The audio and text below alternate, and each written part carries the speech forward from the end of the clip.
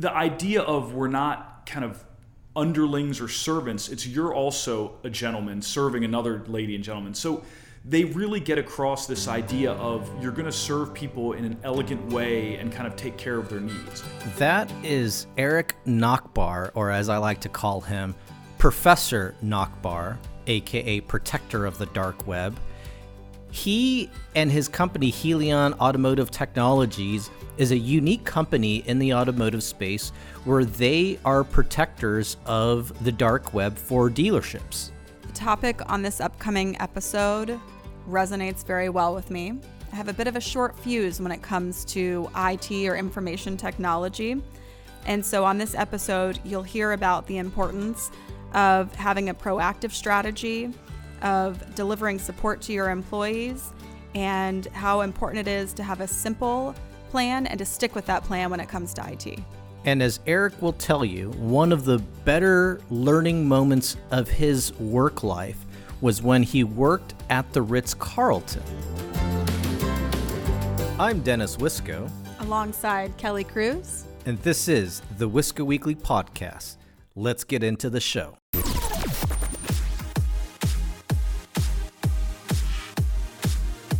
You are now tuned in to the Wisco Weekly Experience. Chicken brown cow. Listeners, thanks for tuning in to another episode of the Wisco Weekly Podcast. I'm your host, Dennis Wisco. Joining me today is a special guest who will be speaking at the Thought Leadership Summit here in Marina del Rey. He seems to be the only person and company in the industry that is dealing with automotive IT services. So this is going to be a really enlightening episode, personally for myself and hopefully for the rest of you. So let's introduce my guest here. Get some life experience after college, they say. Go and travel the world. Be a peon for a Fortune 500 company and learn from the best, they say. My guest today has taken the road less traveled. He did not work for a Fortune 500 company out of college to learn from others. He did not take some time off to get some life experience. What did he do? He went from college to start his own company. Erik Nachbahr is the president and founder of Helion Automotive Technologies and Helion Trucking Technologies. After graduating from Loyola University in Maryland, Erik shortly thereafter started Helion, an end-to-end solution to handle any and all the demands an automotive business needs to operate their information technology. Helion serves more than 650 automotive and heavy-duty trucking dealerships and 28,000 end users. The company handles an average of 300 help desk calls every day and resolves more than 6,000 IT issues per month. Erik was a finalist for the Ernst & Young's Entrepreneur of the Year 2017 award, which recognizes entrepreneurs who are excelling in areas of innovation, financial performance, and personal commitment to their business and community. To that end, he is also a board of director for the Family Tree, an organization in Maryland which supports the prevention of child abuse and helps build strong families to improve society. Ladies and gentlemen, please welcome to the podcast, Mr. Erik Nachbahr. Thank you. Glad to be here. Well, Erik, your last name is certainly it's actually pretty simple, but the spelling of it is pretty complicated. Nachbahr,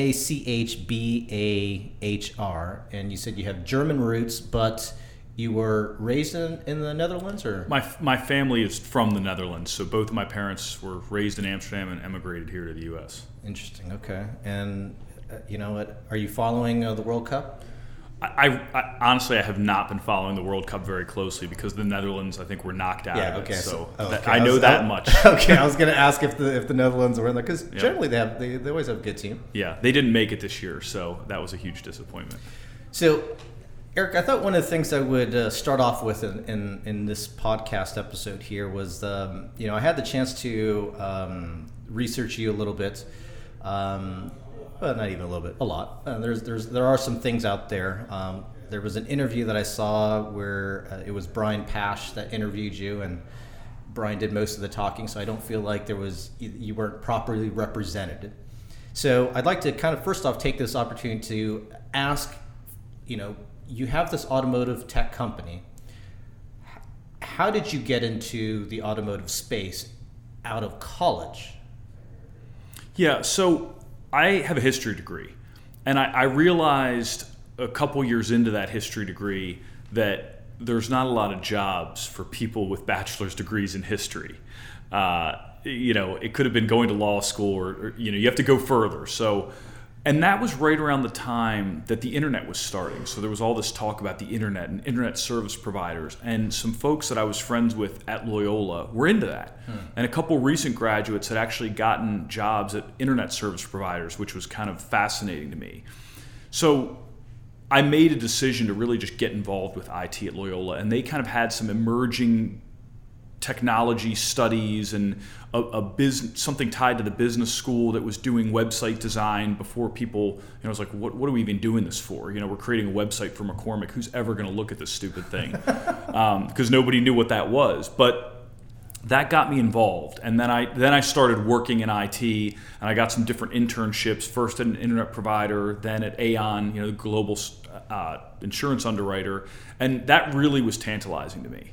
They handed me a disk with Windows 95. It said, go around and upgrade all the PCs to Windows 95, and I thought there must be a better way. So I grabbed a book and started reading up on things, and it was fascinating. So what was your prior experience to IT before this then?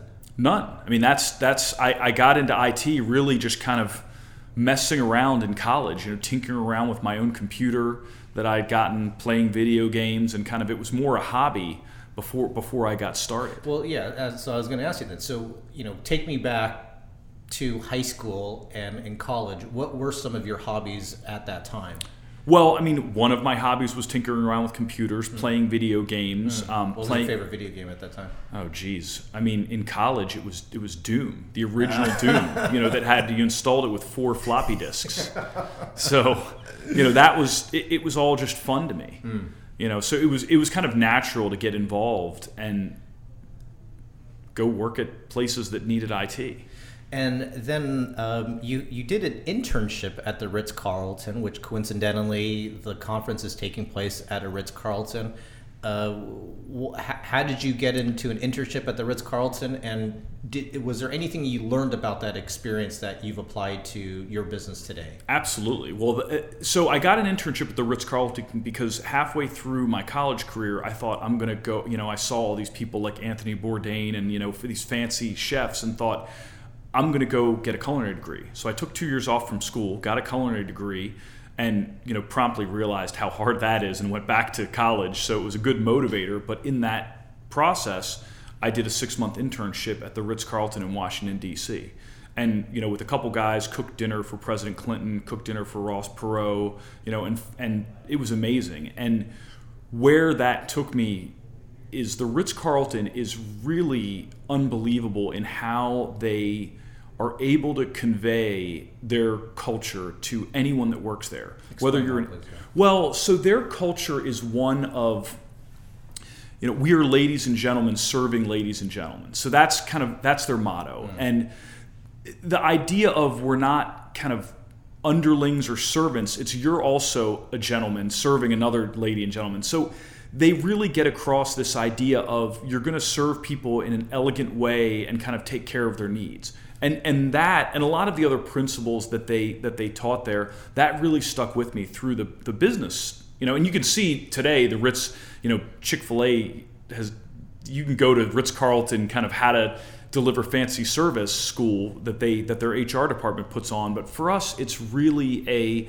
the idea of how do you make sure that you try to kind of anticipate and really fulfill the wishes of the people that you're serving. And that's really what the Ritz does. I mean, they create a mystique and kind of a very specific culture, and that's what I learned. I mean, we're obviously not a hotel and we're not serving hotel guests, but it translated to me for my business of we want to be deliberate in how we talk to people. We want to be deliberate in what the experience is going to be.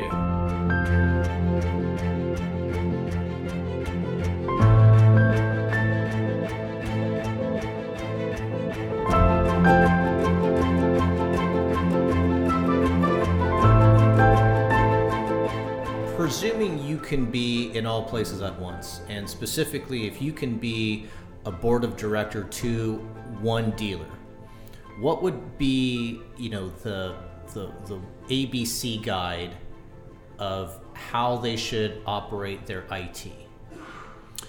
Well, yeah. So the fundamental piece of IT, kind of the turning the lights on, so to speak, right? It should just work, is having a strategy for all of the pieces of it, right? Your PC refreshes, making sure they stay current, all of the back-end hardware and plumbing and servers and email. So having a strategy just to refresh that and keep it current. Dealers frequently have no idea what they have. There's no plan around it. It's very reactive. So having a proactive strategy, having a very clear method for delivering support to employees. Dealers will very frequently have limited IT staff, limited knowledge, internal staff that don't know a lot, and just limited resources. And employees live with issues that, if you've got a person, a technician in the shop that is living with the fact that he constantly gets disconnected from the wireless when he's flashing a car, that's actually costing you money, right? Mm-hmm. That thing's sitting on lit. So having a service delivery method, whatever, I obviously believe in outsourced service delivery, but having a clear method that delivers outstanding service to the employees. And then the third piece that I would say that's really important is keeping the IT infrastructure simple and on plan. So I notice a lot of times dealers are looking at this new software product, that new software product. They're buying things, or it's like all these bells and whistles that they get enamored by. Exactly, and they don't. Are there strategic products out there that you can put in a dealership that will help efficiency and drive revenue? Absolutely, and I look at a lot of them, right? Even stuff like, okay, we're going to have this device, in the lane when a car pulls in to do a quick alignment check and then so on. That makes perfect sense to me. But the dealers have to look at, okay, who are my people? Who are my capabilities? What kind of leadership do I have in place? And how many of these things can we execute on? And then pick the ones that they really know are going to work in their organization and with their culture and drive those. I see dealers kind of all over the place with technology, and they spend a lot of time and money, and it doesn't get them what they want.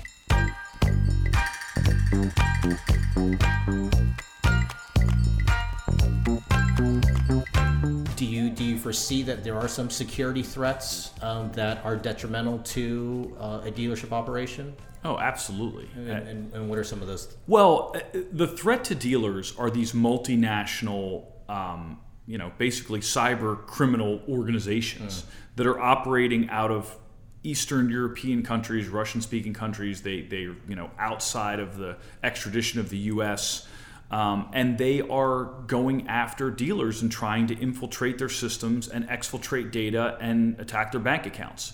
So we're seeing regular attacks on dealers' IT infrastructure where they're deploying bot networks into the dealerships. They're grabbing people's passwords and logging into their accounts.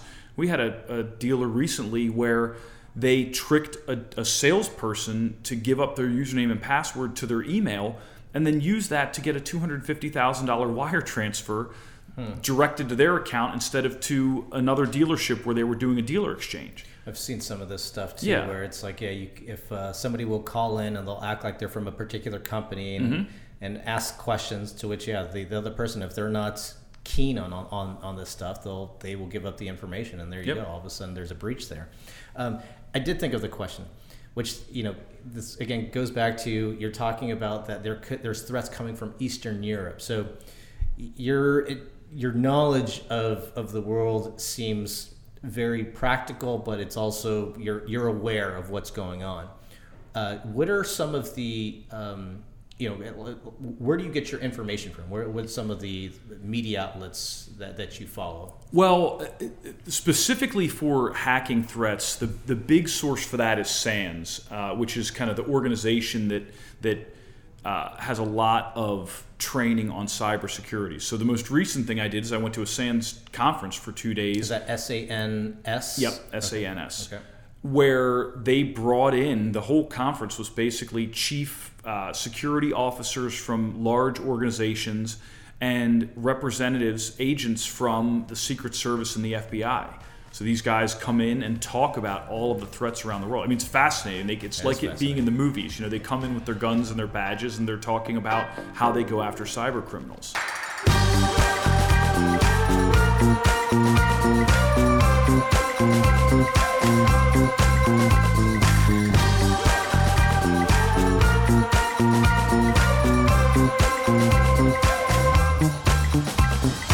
You gave a presentation that you were talking about the dealer threats to an IT infrastructure, and one of them being the Federal Trade Commission. And then you talk about some other things. If you fast forward till this day, the presentation that you gave with regards, I guess first off, if you can kind of give our listeners a little bit more detail and perspective about that presentation, how relevant is that presentation you gave to today? Are there still threats that a dealership is facing from the FTC? Well, I mean, the threats with the Federal Trade Commission really revolve around the notion that dealers fall under some pretty specific statutes that require them to safeguard customer information. And they don't do that very well. Yeah. So is the threat still there? Absolutely. It's grown. I mean, we haven't seen a ton of activity from the FTC going after dealers for breaches and violations that have occurred, because we're not seeing breaches really so much that are impacting customer data. The threats against dealers are much more revolving around going after the dealerships, the actual businesses' money and bank accounts, and extracting those things. Customer data, Social Security numbers, credit cards, they're just readily available. So the hackers and bad actors can go onto the dark web and they can readily access, if they want to get, Erik Nachbahr's Social Security number or passwords, they can go find those. What they're really after today that we're seeing in the dealership world is getting at these vast amounts of money that live in dealers' bank accounts. So the conversation today... That seems more like this is my opinion, not yours. This is like more of a racket than it is any kind of... It's organized crime. Yeah. I mean, that's really what it is. Yeah. Yeah. So that's what we've seen, where before we were kind of more like, well, we really got to watch out for keeping them away from your customer databases, which is still an issue. More now we're looking at the attacks that we're seeing regularly are attacking the businesses themselves.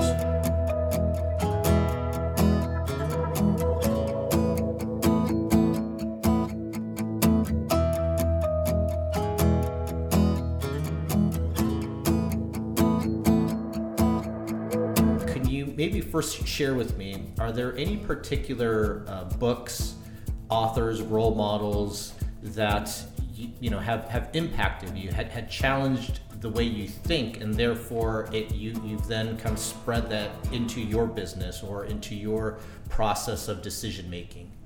Sure. Well, I mean, in general, the Ritz was made a huge impression on me. I was 19 when I had that experience. So just kind of the idea of service and being able to really kind of have a process for delivering that and a culture around that made a huge impression. From just in terms of technology and business, I'm a nerd. I mean, I grew up loving Star Wars and Star Trek and reading all kinds of science fiction books.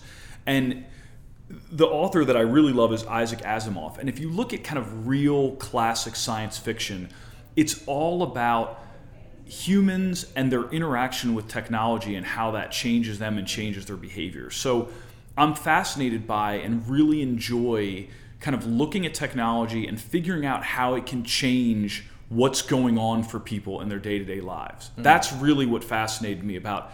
I like helping people. Technology frequently is mysterious to them.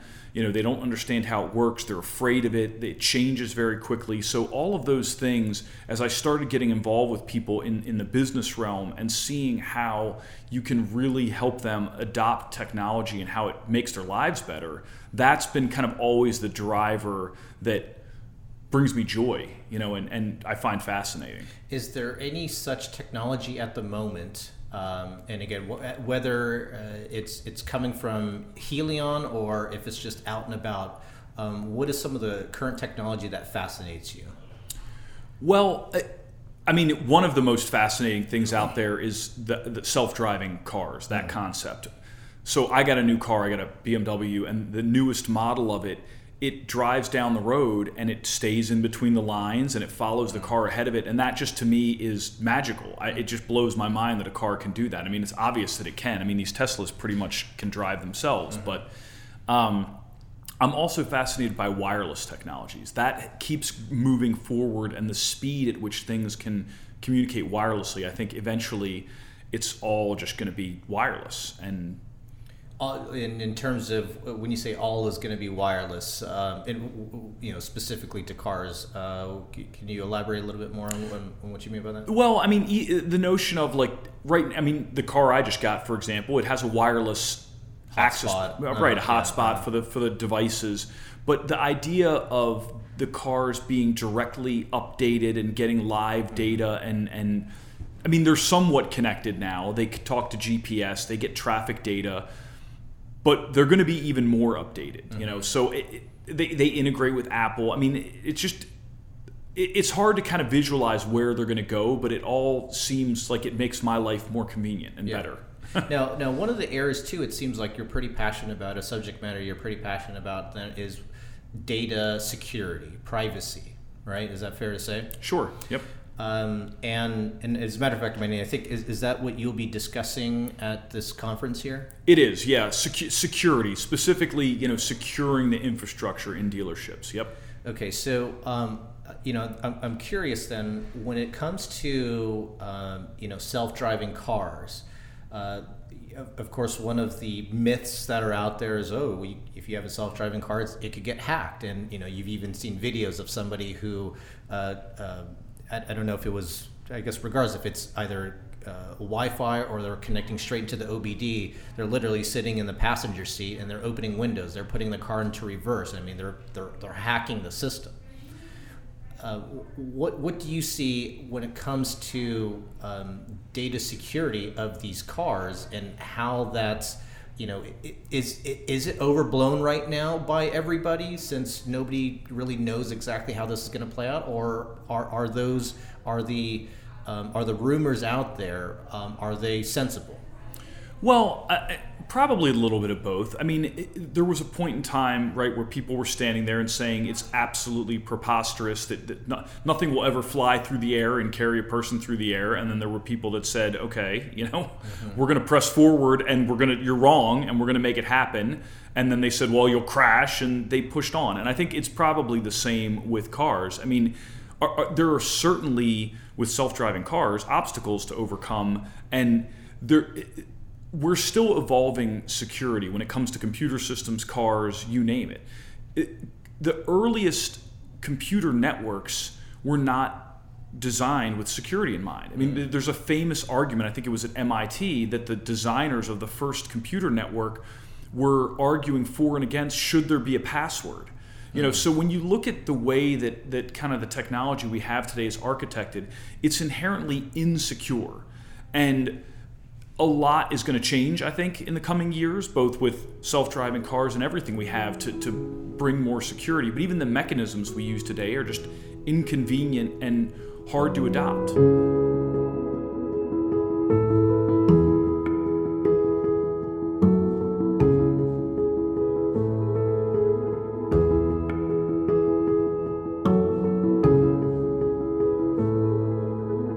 Certainly through 21 years, there's trials and tribulations, success and failures. Can you maybe walk me through, was there any particular moment in your 21 history that was, it was a very impactful moment and perhaps a learning experience, and tell me kind of what was going on at that time?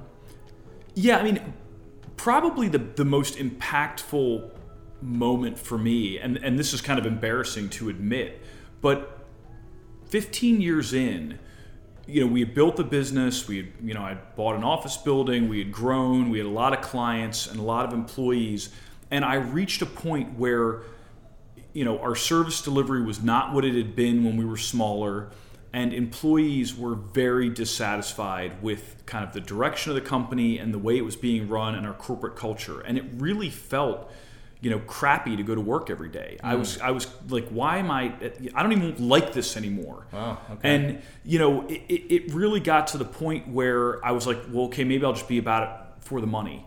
And for me, I don't know how it works for everyone, but for me, it didn't get me there. I tried that for a little bit. All right, I'm just going to get the money out of this place, and it was still miserable. And as it turned out, after looking, so I brought in a consultant and I joined a CEO peer group with other businesses in Baltimore that have completely different businesses than mine, but all of them were bigger than me. So I was kind of the small fish in the big pond. Mm-hmm. And as it turned out, this is where the downside of not having a business degree. So I really didn't, I'd kind of intuited my way to a certain size, but didn't know anything about really how do you at a large scale grow a corporate culture? How do you ensure that people are kind of learning the things you need to learn? I had made I've seen this in the car business too, and I think it's a classic business mistake. I had taken my best technical people and promoted them to be managers, right? It's the age old, make the sales guy the sales manager. Yeah. Totally different skill set. So we had managers in place that didn't know how to run things, and it was rough, and people were unhappy. And the realization for me is that all ultimately came back to me, what this company was and kind of where we were culturally, and that bad feeling came back to me, and behaviors I had and the way I was approaching things. So it was kind of this, epiphany moment of, wow, we're not in a good place, and I'm the king. So Yeah. So how did you fix that? Yeah. So I joined, like I said, I joined the CEO group, right. and then we brought in this consultant who was, and he still works with us on our business plans. This guy Pat Bennett, who among other things had run Covat, a $500 million a year publicly traded company, and he basically came in as kind of the business 101 coach. Here we're going to teach you guys, you kids, how to do this. And he brought us a lot of things that were hard to hear. And at my CEO group, there were a lot of things that were hard to hear. But I was honest with him and honest with them on the struggles we were having. And pretty quickly, it was things like, look, you got to have the right people, the right leadership team. You got to have the right people in the right seats on the bus.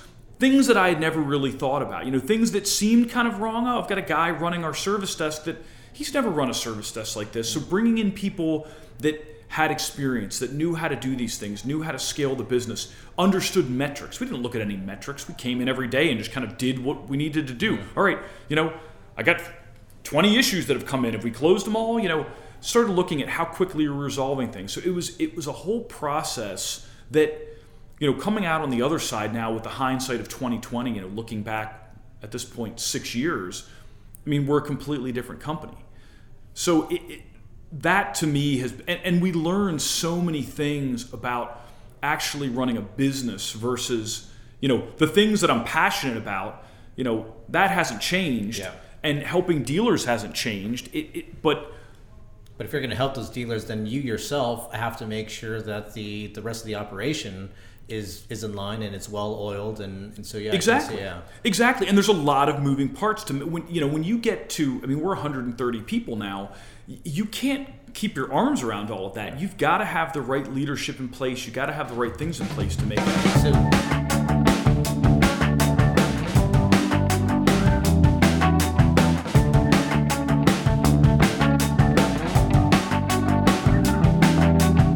This ties back to the Ritz Carlton. So our mission is we want to be the employer of choice for top industry talent. And we want to be the vendor of choice for heavy truck dealers and auto dealers. And if you look at that, there's a parallel there to the Ritz Carlton motto of we are ladies and gentlemen serving ladies and gentlemen. If you look at ours, we want to be the employer of choice for top talent comes first.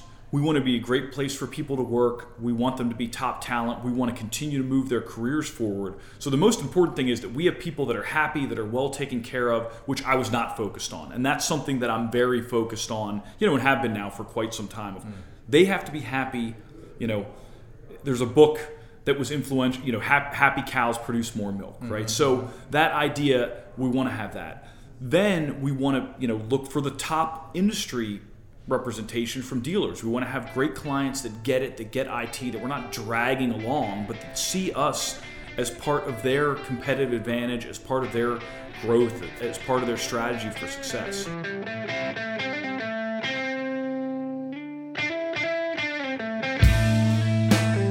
Yo, listeners, thanks for tuning in to another episode of Wisco Weekly.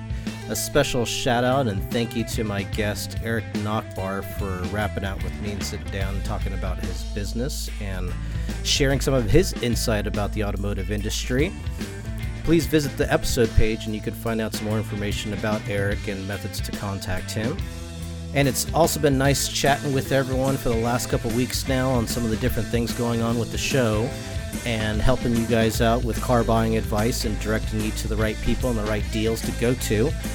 Find out more information on doing business with dealer executives by visiting wiscoweeklypod.com. And as we end every episode, cheers, prost, lachaim, kipis, nastravi, kampai, salud, mabruk to the customer experience.